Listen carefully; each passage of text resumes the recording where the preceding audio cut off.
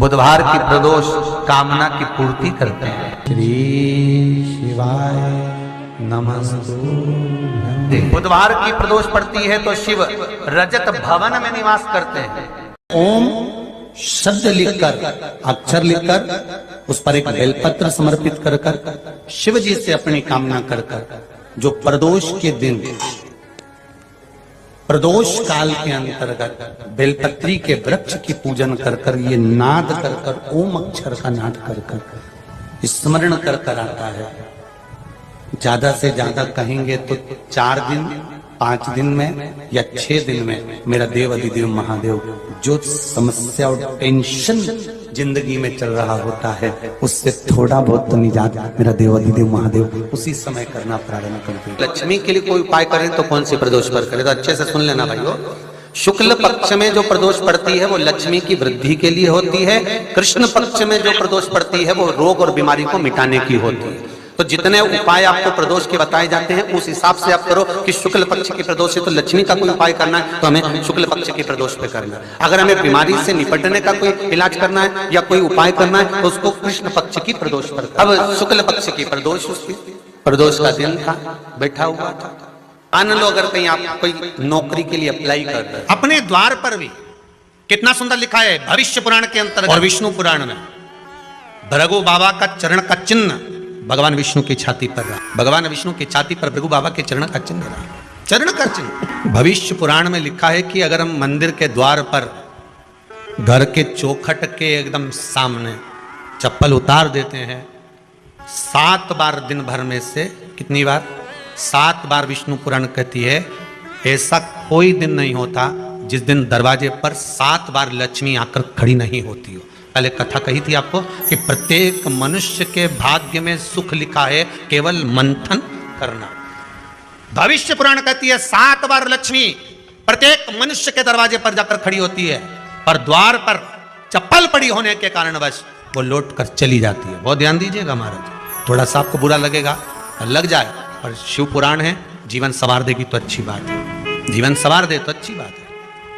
मंदिर के द्वार पर हम जब चप्पल छोड़ते हैं, जिस मंदिर की चौखट पर चप्पल छोड़ी है, आप जितनी देर आराधना में लगे रहते हैं उतनी देर तक आपकी चप्पल पर जितने लोग लांग कर जाते हैं, जितने लोग लांग कर प्रवेश करते हैं, उसका भी दुख आपके भाग्य में आता चले जाता है। ध्यान दीजिएगा जरा। चप्पल का भविष्य पुराण में पढ़िएगा कभी कि पादुका का महत्व क्या है, पादुका किस ओर उतारना चाहिए, पादुका को कहाँ रखना चाहिए, किस जगह पर बुआरी झाड़ू को रखना चाहिए, किस जगह पर चलनी को रखना चाहिए। कंपनियां कई बंद भी हो गई, कई कंपनियों से निकाल भी दिया गया, कहीं पत्नी परेशान हो रही है, कहीं पति परेशान हो रहा है, आप कहीं अप्लाई कर रहे हो तो जैसा माता उमा ने प्रदोष काल में, प्रदोष के समय पर, प्रदोष काल के अंतर्गत बेलपत्री का स्मरण किया है, वो बेलपत्र का स्मरण अगर संसार का मनुष्य कर लेता है तो महाराज ब्रह्मवृत्ता पुराण कहती है कि उस जीव का ऐसा कोई कार्य नहीं जो सफल नहीं होता। महाराज मेरा निवेदन रहेगा, किसी एग्जाम में आप बैठ रहे हो, इंटरव्यू के लिए जा रहे हो, किसी कार्य के लिए जा रहे हो, नौकरी नहीं लग रही, सर्विस नहीं लग रही, तो महाराज तांबे के कलश में 11 बेलपत्र को रखा जाए और तांबे के कलश में 11 बेलपत्र रखकर उसमें 11 सफेद पुष्प लाल चंदन घिसकर कटोरी में लेकर जाइए। प्रदोष के दिन, शुक्ल पक्ष का जो प्रदोष पड़ जाए उसके दिन शंकर के शिवलिंग पर लाल चंदन लपेटने से पहले शंकर की जो जलाधार, तो लाल चंदन का लेपन आपको इस पूरी जलाधारी पर करना है।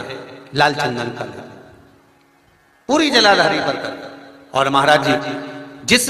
कलश में आपने घर से 11 बेलपत्र 11 सफेद पुष्प जल के अंदर डालकर लाए हो, उसको आप चढ़ाएंगे तो इस तरह से चढ़ाएंगे कि उसका भाग हमें दिखे चढ़ते समय। ऐसे नहीं चढ़ाएं, उसको चढ़ाते समय इस तरह से चढ़ाएं कि वो जल का भाग हमारी ओर गिरता हुआ। महाराज जब आप वो समर्पित कर दें, बेलपत्र पुष्प आदि सभी चीजें, उस चंदन का एक थोड़ा सा भाग पूरी जलाधारी पर हाथ फेर कर अपने दरवाजे पर आते आते उसका स्पर्श कर दें। जिस दरवाजे से आप एग्जाम देने के लिए जाओगे, जिस घर से आप जाओगे, अपने घर के किसी भी दरवाजे पर उसका हाथ लगा दें या कोई स्थान को छू लें। जिसको आप दरवाजे को खोलकर, दरवाजे को स्पर्श कर कर या दीवार को छूकर या अलमारी को छूकर, जिसको भी छूकर आप जाओगे उसका स्पर्श कर लेना। फिर आपको कुछ नहीं करना है, उमा और महेश ही सब कुछ करेंगे जो उनको करना है, सब साथ। शंकर भगवान ने कहा जब प्रदोष काल हो, शाम का समय हो, उस समय पर बेलपत्री, पीपल और आंवले के नीचे लक्ष्मी तो कुछ देर के लिए विराजमान हो जाना। जो तेरे इन वृक्षों के नीचे शाम को दीप लगाने आए उसके घर तो पीछे पीछे चली जाना, बस इतनी कृपा कर देना। जिस प्रदोष व्रत का हम वर्णन करते हैं, जिस प्रदोष के दिन का आपको बधाई कल हमने दी थी कि प्रदोष की आपको बधाई हो, प्रदोष शाम का जो समय होता है, प्रदोष काल जो होता है, उसका वर्णन जब हम करते हैं, ये प्रदोष की पूजन का विधान किसने बनाया, ये प्रदोष की पूजन का नियम किसने बनाया, ये प्रदोष की संध्या काल का, प्रदोष के समय का पूजन का विधान कौन बनाया, ये प्रदोष के समय पर एक बेलपत्र चढ़ाने का विधान किसने बनाया, प्रदोष के समय पर एक समीपत्र चढ़ने का विधान किसने बनाया, प्रदोष के समय पर अगर मान लो कोई भिखारी से भिखारी व्यक्ति भी है जो ठेला चला रहा है, उसके पास में खाने के लिए कुछ नहीं है, फटे कपड़े पहन रहा है, उसकी जिंदगी में कुछ भी नहीं बचा और कर्जे में लदालूम हो गया, एक चावल का दाना अगर वो प्रदोष के दिन, प्रदोष काल में शाम के समय पर शंकर के शिवलिंग पर चढ़ा देता है तो 3 या 4 प्रदोष में उसका कर्जा चुकना प्रारंभ हो जाता है। प्रदोष का विधान, इतना ये प्रदोष का वर्णन करा किसने, इतना प्रदोष की महत्वता बताई किस, कौन करे इतना वर्णन। अगर प्रदोष की महत्वता बताने वाला कोई है, इसीलिए मेरे शंकर भगवान माता सती को लेकर कुंभज ऋषि के यहाँ, अगस्त ऋषि के यहाँ कथा सुनने के लिए गए थे, क्योंकि उनके बराबर कोई शंकर के महत्व को बता नहीं सकता और प्रदोष के महत्व को नहीं बता सकता। सती मैया को प्रदोष का महत्व बताने के लिए शंकर सती जी को लेकर कुंभज बाबा के यहाँ गए थे, अगस्त ऋषि, कि प्रदोष के महत्व को तो जानो सती, तुम प्रदोष के महत्व को तो सती जानो, तुम प्रदोष के महत्व को तो सती पहचानो कि प्रदोष का महत्व क्या होता है, प्रदोष काल का महत्व क्या होता है, प्रदोष के समय का महत्व क्या होता है। जिस समय पर सूरज डूब रहा हो, चंद्र प्रकाशित हो रहा हो, दोनों का मेल हो रहा हो, ना तो पूरा सूरज डूबा है, ना पूरा चंद्र आया है, ना पूरा अंधेरा है, ना पूरा उजाला है, उस समय को प्रदोष काल कहा गया, उस समय को प्रदोष का समय कहा गया। प्रदोष का दिन, प्रदोष काल का समय, भगवान देव अधिदेव महादेव माँ जगतजननी पार्वती जी के साथ में, अगर प्रदोष का व्रत नहीं कर सकते, प्रदोष के दिन आप व्रत नहीं कर सकते, मान लो आपसे भूखा नहीं रहा जाए, प्रदोष का व्रत नहीं कर सकते, प्रदोष के दिन आप भूखे नहीं रह सकते, मंदिर भी नहीं जा सकते, दिया भी नहीं लगा सकते, तो शिव महापुराण की कथा कहती है कि प्रदोष के दिन, प्रदोष काल अपने ही दरवाजे के पास देवाधिदेव महादेव का स्मरण कर कर लक्ष्मी की वृद्धि के लिए, कार्य सिद्धि के लिए, संपदा को प्राप्त करने के लिए